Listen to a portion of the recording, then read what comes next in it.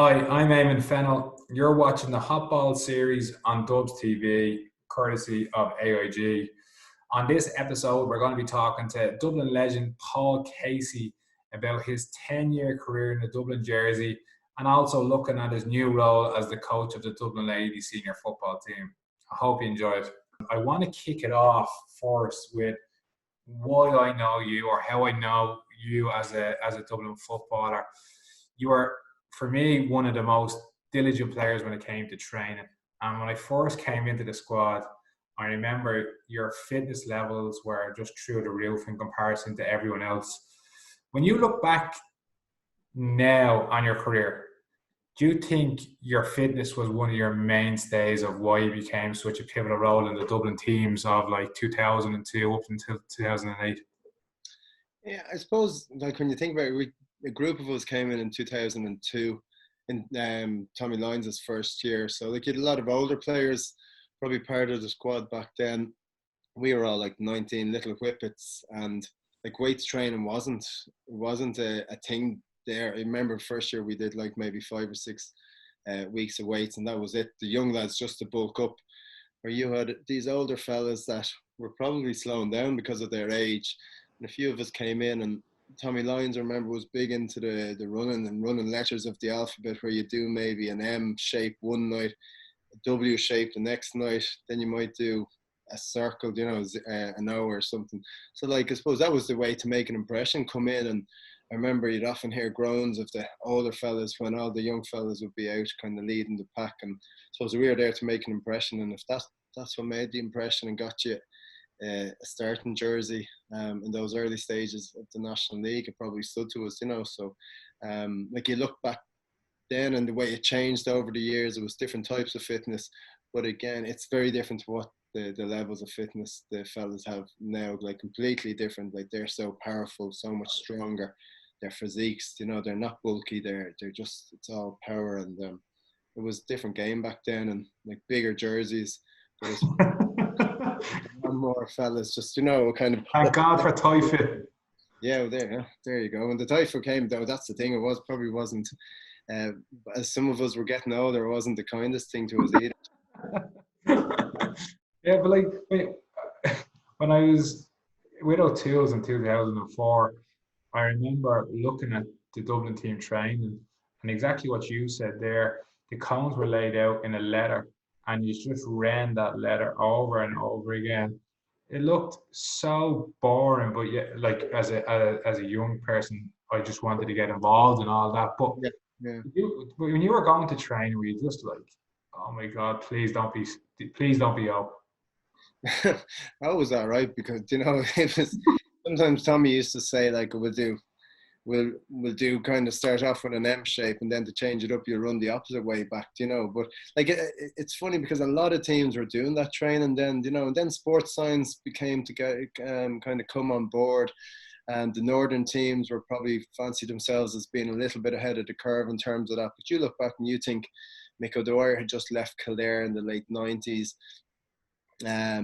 Then he'd gone to Laois, and it was like fitness really that had those teams competing against each other, but so I suppose it's always nice to challenge, no matter whenever we went to a training session, whatever was thrown in front of you, be it fartlek runs, be it running around in muck, be it sprints, be it rolling around the ground, you kind of relished it, and you were doing something you loved, and you were training and in that group scenario, and you were representing Dublin, everybody fighting for the same cause. So, I mean, you just got on with it, but it was that feeling of satisfaction that everybody got through the session.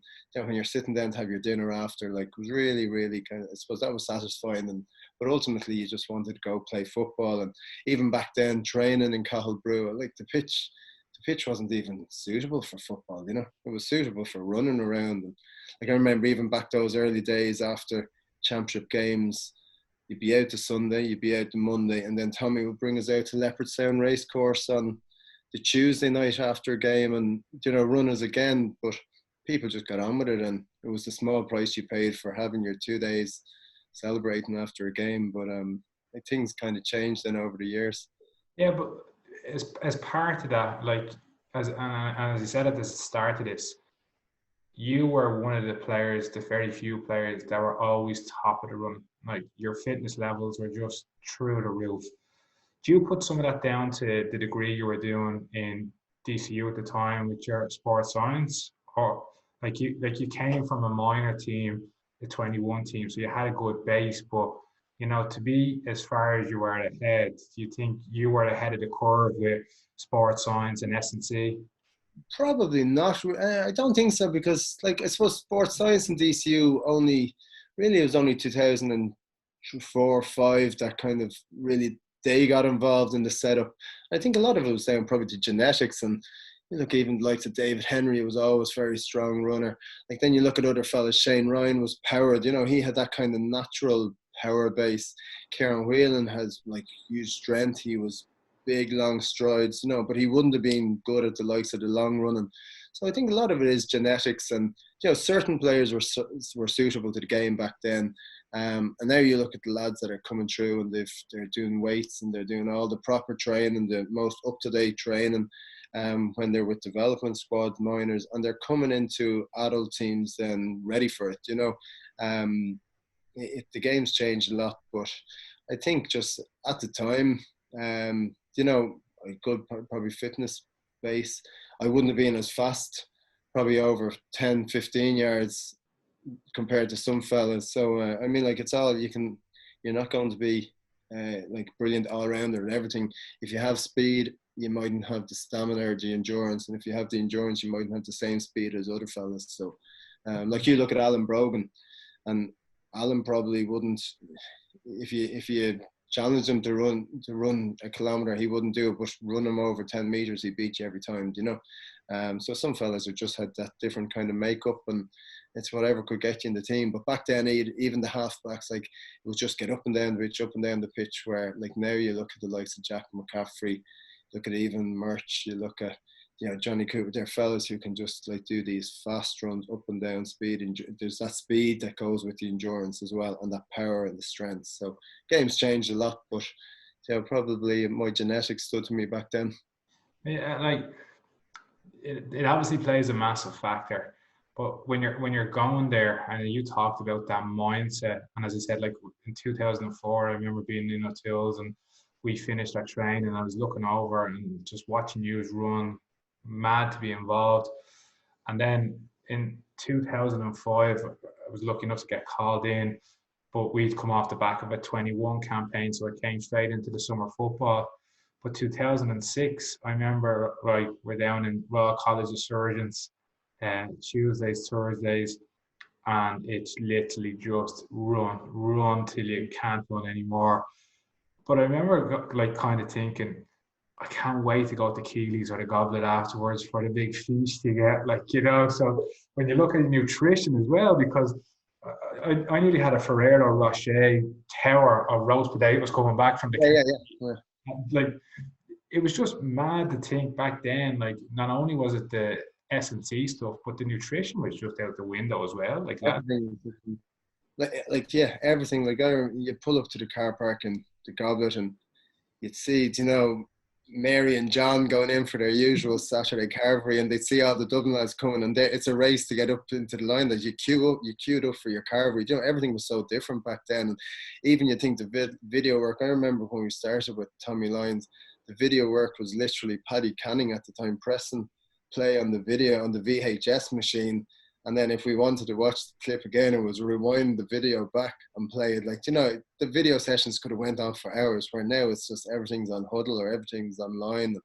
Like, that changed over the years, where then we got the DVDs maybe 2 or 3 days after. But now the lads nearly get home and the video is there for them to watch on Huddle, so everything was different. But as you say, nutrition was like, like didn't matter what we were putting in. The thought, I suppose, behind it was, doesn't matter what they're putting in because they're doing so much training and stuff, but they're all the way just the game has come on, and I suppose learn from other sports. And you see the lads now, and they're just all year round, they're so well conditioned. And the other thing to remember is, like, when our season ended back in the early 2000s, like, you finished up, it could have been July, August, for September, then you took a break, and like fellas came back and started all over again then maybe in January, where now it's not like they're just they're athletes all year round. They're kind of, whether it's the 31st of December or the 31st of June or the 30th of June, they're conscious of what they're putting into their body and stuff like that. So it's just, I suppose, a sign Did you ever really take a blowout? Like, did you ever really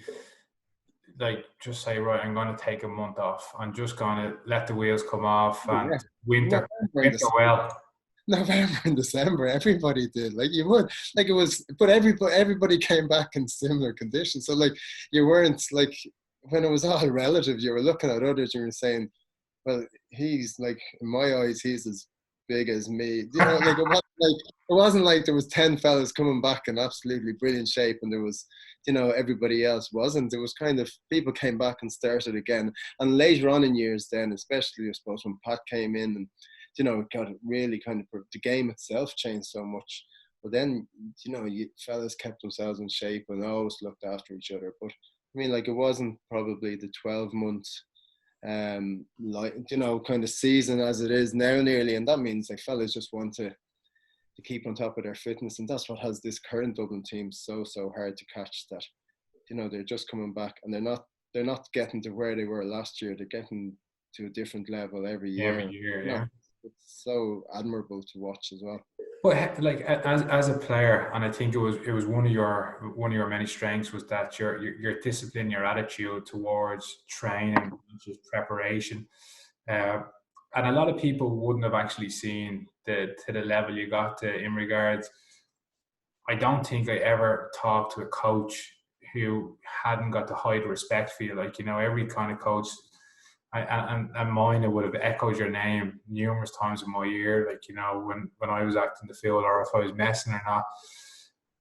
Like for your attitude towards the game and towards training, I would say was really like you just wanted the team to improve. You weren't always looking at yourself. You were always looking at how I can make other people improve, be it being vocal in training sessions or making sure that you pushed yourself to near exhaustion in running sessions that people were always trying to catch up with you. Your mindset, was that challenged towards the end of your career when you were you went from 2002 to 2008. I think you started more games than anyone in that time space, especially under Pillar. And then when Pat came along, was your mindset challenged then and your approach to training? That's what I suppose it went full circle that you would have come into a panel, then played, and then went to a position where you weren't playing. But in terms of applying yourself, I think anybody that comes into an inter-county setup or setup like that, you don't know how long you're going to be there. You could be there a year, you could be there 10 years, you could be there for one manager, you could be there for 3 or 4 managers. You just don't know. So I think my mindset was whatever I did, I was going to try and push myself to my limits. I knew at the time you had heard that, coming back to the club, or fellas would have often said, oh, he should be playing with the county. He's so skillful. He's doing this every Sunday. But they didn't have the lifestyle to match the skills that are required at that inter-county level, and others then, I always said to myself, get as much out of it as I can, and it won't be for the lack of trying or for the lack of applying myself that if I don't make it. And it's great when you're playing, definitely great when you're playing, but I think over the years, and Pat especially when he came in, like the squad was so important to him, and like it took maybe a year for everybody to realise that. And there was a lot of older fellas then in a similar position, but like ultimately you were there because you wanted Dublin to do well. You didn't want yourself to do well. And like if that's your mindset, I think go off and do an individual sport. But if you're there for your team, for your county, you want us to be successful. And like for a lot of those years, we didn't have the success that we're used to having these days. It was Leinster titles were huge achievements, but like we didn't have anything beyond that. So I think as time went on and you get that bit of experience and you see these talented fellas coming into a squad and you're saying these are actually the fellas who can bring us over the line and get Dublin back to that promised land of winning in All Ireland, well then you want to help them as much as you can. I think Pat was always a great believer in number 1 on the panel was as important as number 30, and he had a great skill. It is that like he made everybody believe on any given Sunday that they could have a really important role to play on the pitch Yeah, that day. and I think on that, he did, and that's why a lot of people bought into what he was trying to do. Yeah. And I have a fond memory of 2011. I was coming back from a bad injury, and I missed the first round of championship, and I was in the A. I was on the B team for A versus Bs, and I remember you pulling me aside to say, "Look, your season's only starting. You need to get your shit together." It was a very honest conversation, but it was one that kind of gave me the kick in the hole that I probably needed to kind of get my focus back, because yourself, you're after missing the National League, you're after missing the first round of the championship, trying to get. It's harder to try and get the jersey than to lose the jersey. So when you're in that position, you're fighting. But going into them A versus B games, when I look back on that season, the people that stood out for me were yourself, Heno, Mossy, uh, Ross McConnell, because I remember them training sessions and them matches.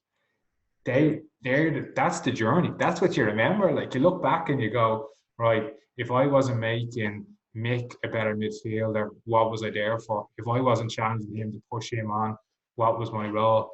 And I think it takes leadership, and it takes someone like yourself to actually bring that out in players when you see them like messing I around. think, like, as like I suppose when you get experience and you come to a realization, you always want to be there playing, and you'll always feel if Pat tells you, look, you may have a role for us Sunday, you'll believe it and you'll be ready for it. But maybe deep down, you're kind of saying, like, do you really? So, like, you can get your kicks then out of having a word with somebody else and seeing somebody else that I'm not talking about taking under your wing, but somebody else that you're kind of fighting his corner for, and if you give him that bit of advice, or if you see Eamon Fennell getting his starting position and performing for Dublin and getting Dublin over the line, well, then at least you can say, look, well, hopefully that bit of advice helped, and you can get pleasure out of seeing different fellas come in and perform like that, and really do themselves justice. And those fellas that are on that upward curve are coming from being minor teams, under 21 teams at the time, and breaking through to the senior team. You get a satisfaction because they're your teammates. You're watching them putting in the same effort, and ultimately, if they can make that Dublin team better than it can be with any of the older fellas in it, well, that's all you want, because that's ultimate, and that's in the end. That's why we had the success in 2011. Yeah, and I think it's one thing to say it, but it's another thing to do it. So, like, you can give that rousing speech, but if you're not doing it yourself, there's no weight behind it, and it kind of falls on deaf ears then. And I remember, and I don't know if you remember this, in 2012 we did a training camp in Kerry, and Pat ran us and ran us and ran us, and we were like gassed. And the last part of it, I was jogging back, and Pat was jogging beside me to say, like, I'm an old man, I'm fitter than you, I'm faster than you. And he said, look at Casey, and you are gassed, like you are blown out, and you are just still running and still going. He goes, are you gonna let him beat you? I was just like, And then, oh, yeah. like, And it was like, and that's a good manager will use every member of a squad in some way beneficial, and like, it's, as you know yourself, when you're in a squad, it's not about getting 15 fellas on the pitch. It's keeping the squad happy as well, and having that squad harmony in a good place, and probably I remember when a lot of us broke onto that team in the early 2000s. We were probably really seen as a threat, and like, who are all these fellas coming in, and it was very different. I'd like to think that as myself, the likes of myself, Mossy, Heno, got towards the end of our career, that it'd be awful to think that any young fella coming into the squad felt that they weren't being made feel welcomed, or that we were kind of going, oh, we don't need them in, that we want this kind of closed group. So I think like that all comes with experience, and ultimately we had never got to a place where we wanted to, so you just want whatever fellas that can come in and get you over the line, you'll help them in any way. And I think, thinking back to those AVB games, that they were, for some of us, they were our championship Sundays. They were the highlight of the preparation. And then you could sit in Croke Park on the bench watching the fellas go out and produce the goods, and feel that, like, maybe that match last Saturday morning in training, helped get the team to the level they're at. And I think in 2011 that was probably the real special feeling, and everybody acknowledged it. And the big thing is that after every match, the fellas who started, the 15 who started and the 4 or 5 that came on, always acknowledged the role that everybody else played. And we were, in a really good place, and the squad was great. And I think that's continued throughout the years. And like it's a squad game now. So, and you look back, the likes of Kerry, Tyrone, the teams that were really successful at that time, they didn't just have a strong 15; they had strong, 24, 25, and we probably didn't have that during the 2000s. We didn't have that real strength and depth and that other squads had, and ultimately that's why we fell short, and we're reaping the rewards for having that strong panel now. So speaking of them teams back then, that them great Kerry teams, the great Mayo teams and Armagh, you as a halfback played against a kind of a golden generation of half forwards, the likes of Galvin Dewar, Declan O'Sullivan, Dylan McConville, Kieran MacDonald, and then like when we had to train, you were marking the likes of Flinner, Allen, Dermot. So you never really got a break. Like you were marking really, like kind of some of the game's best players. What do you learn from these guys? And like is there stuff where you just kind of look back and say, how did I ever try and compete with him? Like he was just on a different level. There was a lot of real good players and fellas that were probably pivotal to the success of those teams. Like I think Paul Galvin was, he was such a strong player for Kerry, that those successful teams. Declan Sullivan. And I suppose, look, like ultimately, if you spoke to some of the cornerbacks in the Dublin team of that time as well, you could name off a host of like the Gooch, Stephen MacDonald, all these players that were also so good. So like they were excellent players. I suppose there was a lot of good players there, but that was part of the challenge, is you want to play against the best fellas, and I'm sure that there's fellas around the country now that look at this Dublin team and they just want to go out and pit themselves against those and see where they're at, because ultimately that's how you learn about yourself. That's how you improve, is playing against some of the top players in the game. Kerry Tyrone, that kind of over the 2000s, Kerry Tyrone probably had most of them.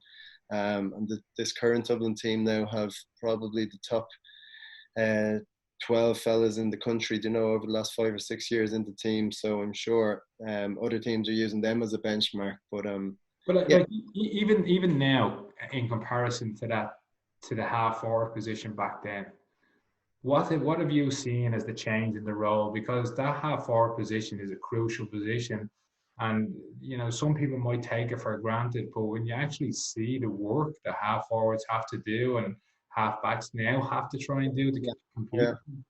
And that's like, I suppose back then as well, there was your half forward line for the most part stayed in the half forward line, where nowadays they're back into defence and then they're breaking forward, and there's probably a lot more tactics. And you even think back to the year Mayo caught us when we were 6 points, so was it 2006 in the All-Ireland semi-final. Like, had we went 6 points up and we continued to play the way we had been playing, where nowadays if a team went 6 points up in an All-Ireland semi-final, it'd be very much bring fellas back, shut up shop. So the game was different, tactics were different. Probably there was a hell of a lot more asked from half forwards in today's game. Like you look at Kieran Kilkenny, Paul Mannion, when he's out there as well, they're all able to do a role, and it's not just a matter of playing in the half forward line hoping to get on a ball and get a score. They have to do the donkey work for the team, get back, do defensive stuff as well. So the game has changed a lot, and tactically it's so different. That before you could attack and just get back, you could attack and get back, where now you have to be mindful of where your half forward is going into the defence and where he's going to pop up again. After football, you kind of got straight into coaching with development squads with Dublin, and I don't know if that's because Shako kind of had a word in your ear to say, come on, you need to get in now, but you kind of moved straight into the Dublin ladies senior team, and you've been on the back of huge success with them. Like, how have you seen ladies football evolve, and what does analysis bring to the game now? Is it kind of taking over where people are becoming all too consumed with it, or how are you using it to work for your team? So you look with getting involved with the development squad, and that's I think kind of something that the county board and Shocko took on, was to get past players involved in some way, and it's been hugely successful. And you look down through some of the management teams or development squads, and it's great to see fellas you played with and fellas who played before you giving something back.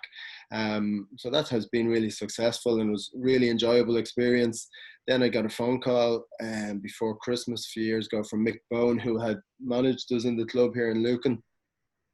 And Mick can be quite persuasive. I had just we had only had Luke that October, so he's a couple of months old. And Mick rang me to meet me for coffee. Met him, and he said, "I have a proposal for you. You might come involved a day a week." And I said, "Oh, Mick, look, just after having a little baby, so I don't think I'm going to have the time. Want to play football again next week." And then he turns around and he says, "This might actually work in your. This actually might work out and or work in your favour. So if you just came along one day a week." And before he says, like, that's all we asked, and see how it goes. And before I knew it, then I was roped in, and yeah, it was great one day a week. And then you kind of start enjoying it, and you're kind of finding your feet. And suddenly, then in the height of championship, it consumes you as well.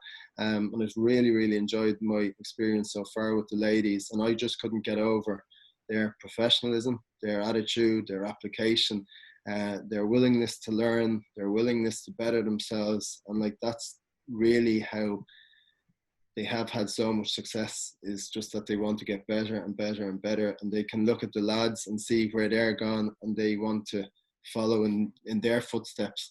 But there's some superb players there, and I remember watching, with absolutely no disrespect to the ladies game, you could say the same about the men's game, watching it 10 years ago, and the skill levels have just gone to a different to a different place. And you look at some of the girls we have, and they can be as skillful as any lads, and they have a football brain that is as good as any fellas out there as well. And it's been a really, really enjoyable journey so far. Oh, I've gone to a few games when it can, and brought my daughter to the All Ireland final last year, and it is amazing to kind of see uh, the crowds coming back, and the skill level of the game is just phenomenal. How it's grown, and like to be there and to see that change, and to see the growth happening to the strength that it is, and the support coming through with big sponsors like AIG sponsoring the men's team and the ladies team, it brings a lot to it. And when you have someone like Mick Bond, who, when I remember when I got dropped by Jim, the first person who I rang was Mick, because I was just like, I need to get my skill levels up. I've kind of suffered from just injuries and have neglected it. I've just been rehabbing. The, the knowledge that man has is ridiculous. And then you have your Ken, a good friend of you from DCU as well. So you have a nice cohort of people there that would know each other as well.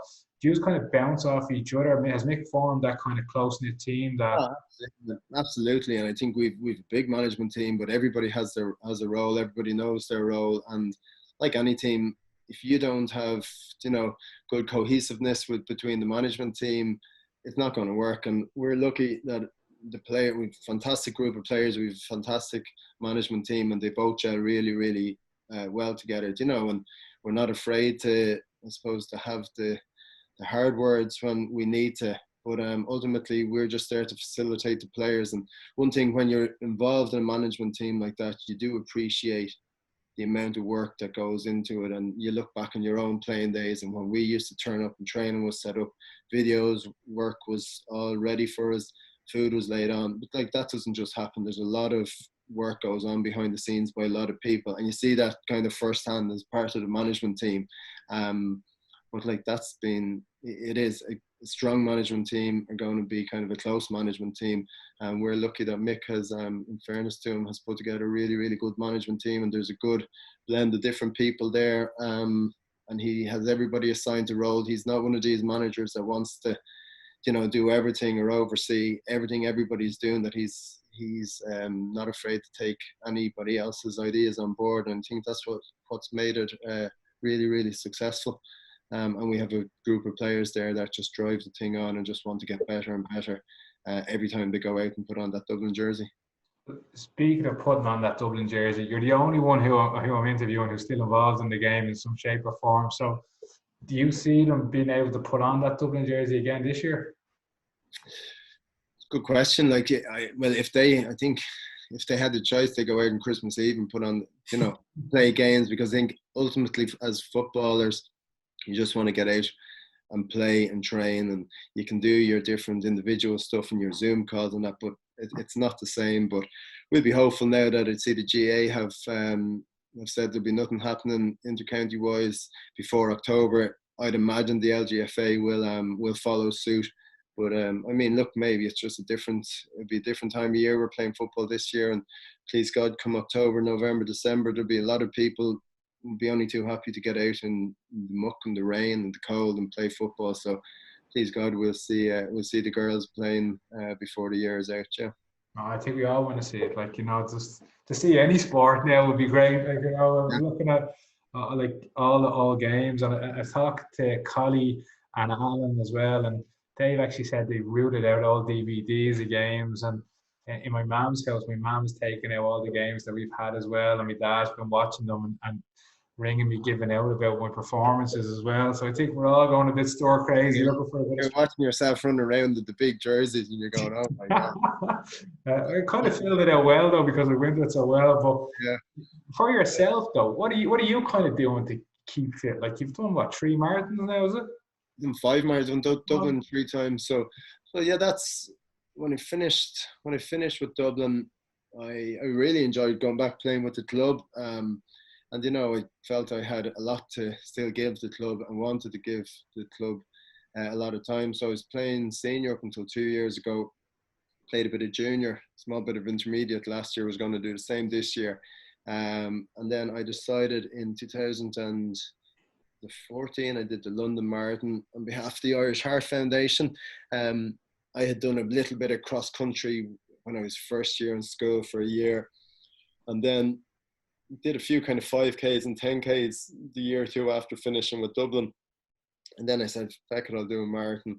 Signed up for the London Marathon, enjoyed it. Then I did one in Barcelona, I think it was 2 years later. And I've kind of got that running bug since. And I suppose it keeps me fit, but I find it's great for just, getting out there, getting kind of a bit of headspace, and the thing I really like about it is, having been involved in team sports for so long, it's actually nice to just go out and do something yourself. You can decide to go out for a run at 6 o'clock in the morning, 6 o'clock in the evening. You don't have to follow, the group training or training, planned training sessions. You can go out whenever you want. So really, especially the summertime, I really enjoy it. You can go out for 20 minutes, you could go out for an hour and 20 minutes. But I'm really enjoying that, and I suppose it keeps the weight off and keeps you fit, and it's a different type of fitness you would have done over the years with Dublin as well. I've started trying to get into road running, and now I'm big awkward, and I want to try and lose about 3 kg. But did you start running on the road? Because since I started running on the roads, my joints and my back and everything is just, or did you just kind of slowly?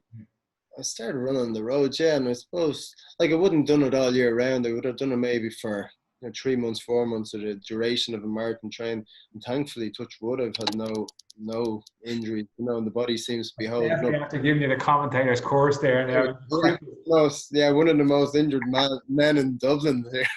I would crack our body anyway. I'm goosed. No, thankfully I've been good and enjoyed it. And I suppose the years of doing the weights and stuff at Dublin, strength and conditioning, having good strength and conditioning programs in place, have stood to me as well. So what I'm saying is, to all those other former players, it's all right to go out running. Take up cycling. Yeah. Here, I have 2 more questions that I want to finish with. The first is, you've had a 10-year career with Dublin, and you won minor Leinster's, under 21 All Irelands. Who was the best player you played with over that time span? Best player, my favourite was probably, I think, Kieran Whelan. I just loved Wheelo. I loved playing with him, loved watching him. Um, I remember watching Wheelo playing minor in 1994. My brother was on that team. And then he would have come on to the Dublin panel, probably not too long after that. And like, it's mad to think that he went from, I think he came on the panel in 96, and he went from like 96 to 2002. Like, I won my first senior medal the same time as he won his first Leinster senior medal, and then for him not have got his All Ireland, I think, is one of the greatest tragedies in Irish sport, but like, I remember, like, some of my abiding memories of playing with Dublin is being in the middle of Croke Park, being around that middle area in the field, and so Kieran Whelan coming just over your head, catching the ball with the big gloves at the time, and just coming down and lording his way up the pitch. And I think he was probably one of my favourite players over the years, and playing with him later years. Then I think, to see where he came from, and have seen him coming into the squad, and to see what he's done even now in the last couple of years with Mick Fitzsimons would be another one. Unsung hero, comes in, gets on with his job. His players he's marking get very, very little out of him, and a really unassuming guy. I compare him to Dennis Irwin, over the years. And you'll always depend on Mick to perform, and he mightn't do a whole lot, but you can be guaranteed his man won't do much either. And like, you look at his performance last year, and in the All Ireland finals, It was incredible last year. You just had one of them years where, kind of what you said, it might have gone unnoticed in some aspects, but the role he did, the players he marked, and he did it with just. And for a fella, I suppose, to go and to be like, he's doing his medicine now and qualified doctor, like, the work that goes into that, and you just know how he applies himself to his training as well, and gets the very, very best out of himself. So you have to have the utmost admiration for him. And I think, like, he's been real unsung hero of the Dublin squad since probably 2010, 11, Yeah, I'm a big fan of him, but I'm a bigger fan of Wheelo in many ways, because if the toughest person I've ever marked is Wheelo, and I never knew how to mark him, because people see him as a big ball winner, but he was so athletic, he was so fast, he was both footed.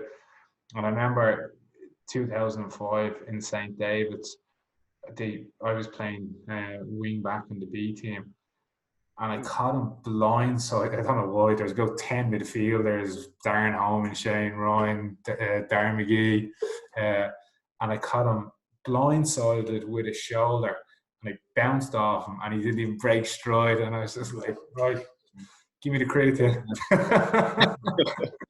But yeah, I remember the goal he got in All Ireland semi-final in 2002.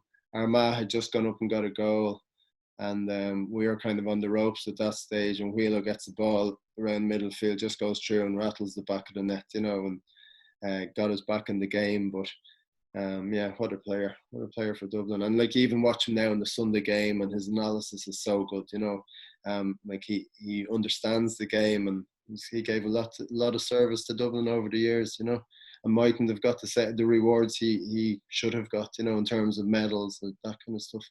Well, actually, on that note, I think it's fair to say that, like, in some ways, you probably didn't get the recognition that you deserve as well. Because as we talk and as we look back, and the more I looked into your career, and the medal haul you took from it, between minor, 21, Sigerson, Leinster's, and All Ireland, to top it all off, like, it's pretty incredible. And as I started this, every manager, every selector, every trainer I know has the utmost respect for you as a player and as a person.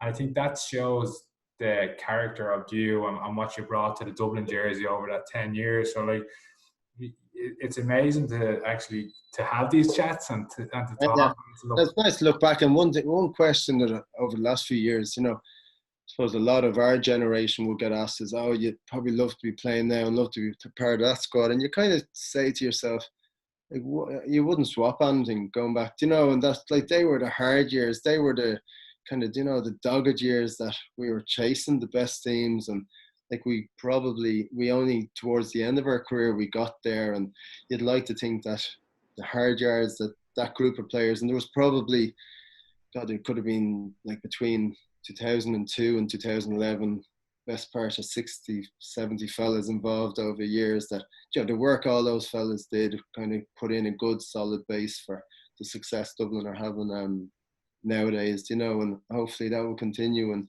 you look at the youngsters growing up today have, you know, they've real heroes to look up to, and hopefully Dublin will be in a good place for many years to come. Yeah, and thank God there was no camera phones back then either.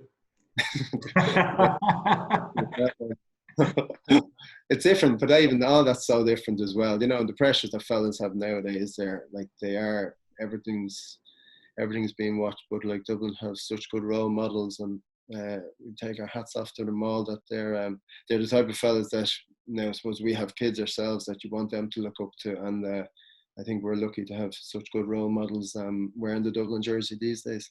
Yeah, absolutely. Sure, Kieran Kilkenny is practically training all of Ireland at the moment, like, you know, and I look at the good work that Dean Rock is doing with raising money for stewards, like, you know, Kev Mack, what is that, his campaigns, and Philly, what he's doing as well. Like, there's a heap, and Michael Darragh Macaulay, what he's doing in the inner city as well. They're all role models, and I think the culture change. That car park that Kieran Kilkenny is, they're going to change the name of that car park. Kieran Kilkenny Memorial Car Park, I think. But no, it's brilliant. It's great, and like, it's great for kids. You see kids now, like even around when you're going out for your walks or whatever, these days, and you see kids and they're out doing the skills, and like it's great to see our Dublin players having such an influence on the youngsters of today, you know, in a positive way. Yeah, no, and absolutely, and let's hope the guys can get back on the field, and the girls can get back on the field very soon, because I think we all want to see it back, and you know, we're all a bit of stars of football and hurling, and want to get back into Croke Park as soon as possible. So look, cheers for this. I enjoyed it. I hope you enjoyed it as much as I did now. Always great to talk to you, Amo, and nice to relive some of the memories, you know, and yeah, really, really good, and best luck with the remaining episodes, and really looking forward to hearing from some of the lads as well. Well, look, there'll be a few stories to share anyway that probably shouldn't be shared, but anyway, that's part of it as well. So, yeah. Kieran, Lucas said hi, and stay safe. No worries.